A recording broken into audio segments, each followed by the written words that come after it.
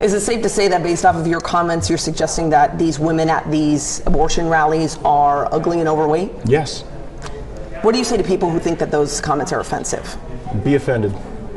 Hey guys, welcome to my channel. I'm Peanut the MAGA Squirrel. Now, Matt Gaetz was recently announced as the Trump administration's new Attorney General, and the MAGA crowd is definitely excited about that one, and they have every reason to be. The one thing voters appreciate is his no BS approach and how assertive he is in what he believes in, and nothing exemplifies it more than this clip. Check it out. Gentleman yields back. Mr. Gaetz.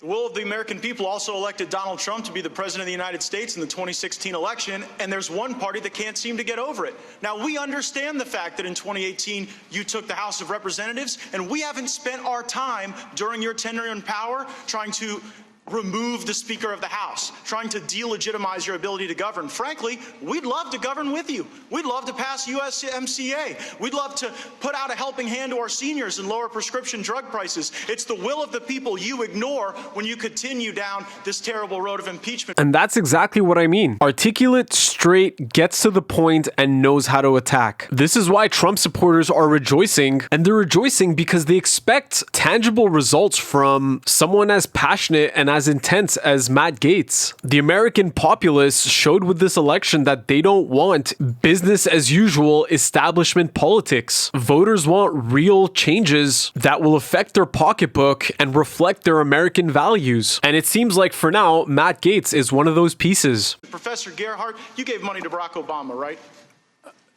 My family did, yes. 4 times? That sounds about right. Yes. Mr. Chairman, I have a series of unanimous consent requests relating to Professor Feldman's work. The first, Noah Feldman, Trump's wiretap tweets raise risk of impeachment. The gentleman will suspend. My time. We'll take that time off. Has the gentleman submitted? Have we seen those? That material? We can provide it to you, as is typical for unanimous. And we'll consider the unanimous consent request later after we review Very the well. material. Very well. Thank you. The gentleman may continue. Thank you, Mr. Chairman. Mr. Feldman wrote articles entitled, "Trump's wiretap tweets raise risk of impeachment." He then wrote, "Mar-a-Lago ad belongs in impeachment file."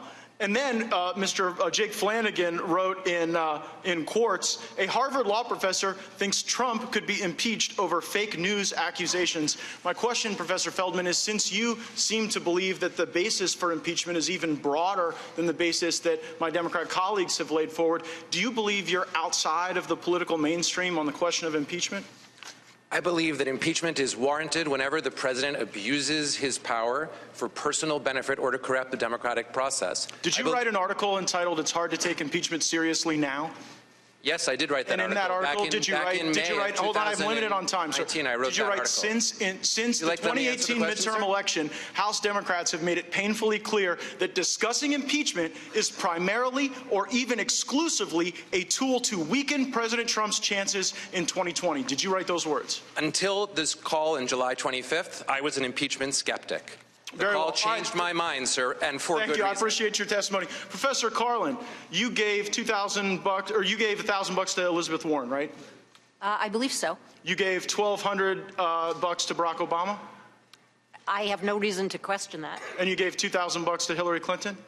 That's correct. Why so much more for Hillary than the other two? Because I've been giving a lot of money to charity recently because of all of the poor people in the United States. Well, those aren't the only folks you've been given to. Now, have you ever been on a podcast called Versus Trump? I think I was on a live panel that the people who ran the podcast called Versus Trump. On that, do you remember saying the following? Liberals tend to cluster more. Conservatives, especially very conservative people, tend to spread out more. Perhaps because they don't even want to be around themselves. Did you say that? Yes, I did.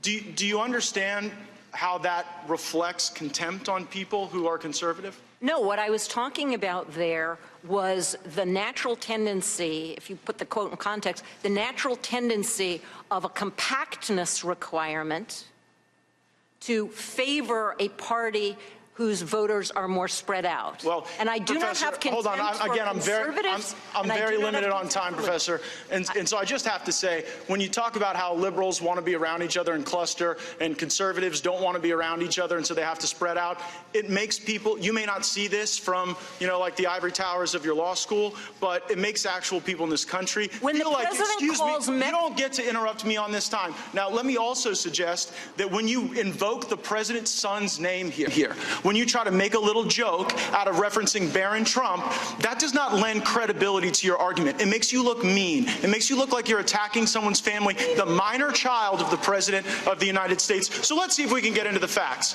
To all of the witnesses, if you have personal knowledge of a single material fact in the Schiff report, please raise your hand. And let the record reflect no personal knowledge of a single fact. And you know what?